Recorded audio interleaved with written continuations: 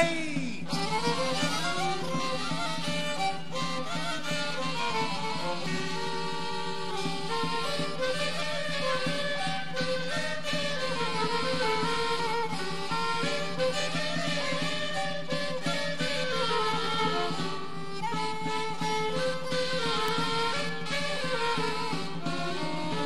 Hey!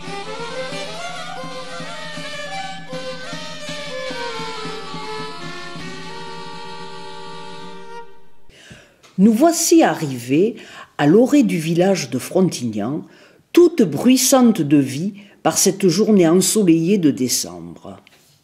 Hors les murs, plus de contraintes. Les poules et le coq peuvent caqueter et chanter librement. Justine vient de ramasser les œufs fraîchement pondus et en donnera à Mamé Marie. Le papé va probablement se régaler avec une succulente omelette, peut-être agrémentée de champignons, dont elle a le secret. Albert, vaillant malgré son grand âge, s'affaire à chercher ses outils de tonnelier. Bisou, toujours actif, arrive de son jardin avec un panier bien garni. David annonce à son ami qu'il a entendu dire qu'un événement extraordinaire, pour ne pas dire magique, s'est produit non loin de là. Peut-être que Daniel le facteur est au courant. Mais pour le moment, il est occupé à distribuer le courrier à Mamé Marie.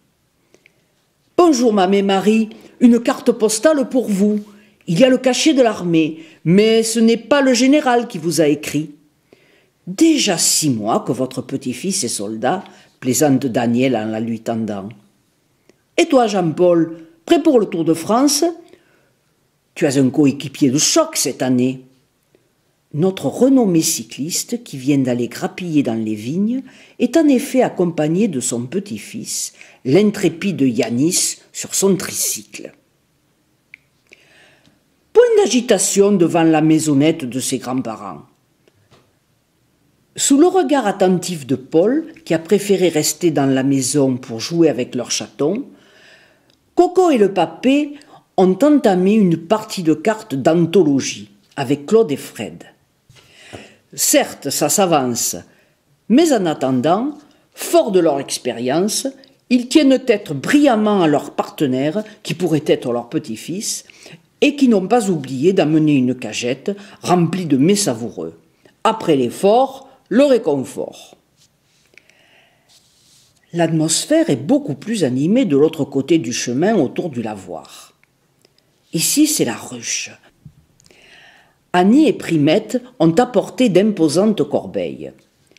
Primette observe Lucien le quincaillier, qui n'est pas venu les aider à laver le linge, mais voir comment il pourrait améliorer le débit de l'eau. Une lavandière s'apprête à remplir un broc. La lessiveuse est en train de chauffer. Pas de temps à perdre, les conditions sont idéales pour faire la lessive, grâce à une légère tramontane. La propreté a un parfum, celui du savon de Marseille et de l'eau bouillante purificatrice de la lessiveuse. Une musique également, puisqu'elle est rythmée par les bruits du battoir et les conversations. C'est un univers familier pour ce petit garçon, qui s'amuse avec des figurines fabriquées probablement par son père. Pendant ce temps, sa maman peut tranquillement vaquer à ses occupations de lavandière. Une jeune femme et Annie France s'occupent d'étendre le linge. J'ai étendu la lingerie de madame. La broderie et les dentelles sont vraiment magnifiques. Je suppose que cela fait partie de son trousseau de mariage. Le préparer nécessite bien du temps et de l'argent. Je n'ai pas le même, hélas, mais j'ai cependant confectionné quelques jolies pièces. Avec un peu de talent et de goût, on arrive à créer des vêtements coquets pour le dimanche et les jours de fête, et à ressembler aux dames de la ville. L'étendoir où se trouve ce linge immaculé est un parfait terrain de jeu pour la coquine Augusta, qui, tel un farfadet malicieux, se cache, puis surgit brusquement entre les draps, sous le regard un peu réprobateur d'Annie France. le travail n'est pas uniquement l'apanage des femmes.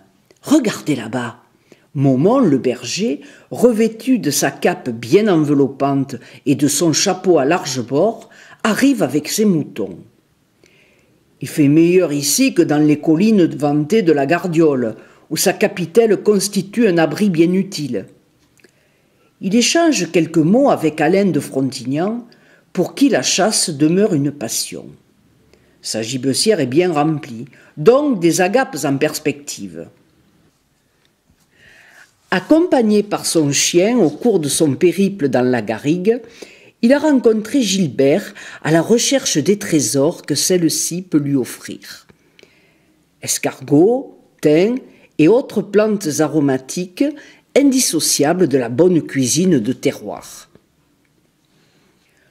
Non loin d'eux, Maurice s'apprête à aller chercher son cheval pour l'atteler à son charreton. Il a préparé le collier de cuir de son fidèle compagnon. Il doit livrer des dames Jeanne que des vignerons attendent avec impatience. « Tu es infatigable, Gilbert.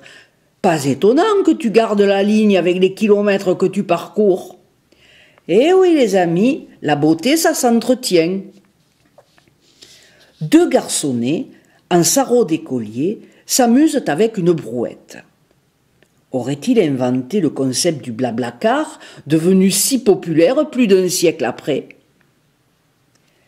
Mathieu a apprivoisé un moineau qu'il a sauvé, et celui-ci semble apprécier la musique de Jean-Vincent, le petit pâtre, assis confortablement sur le charreton. Il joue de la flûte en l'honneur d'hôtes de marque qui se trouvent à proximité. Des hôtes de marque? Non, nous n'évoquons pas Richelieu, ni un gouverneur du Languedoc, mais la Sainte Famille, Joseph, Marie et l'enfant Jésus, accueillis avec tendresse et respect par les Frontignanais de tous âges et de toutes conditions sociales.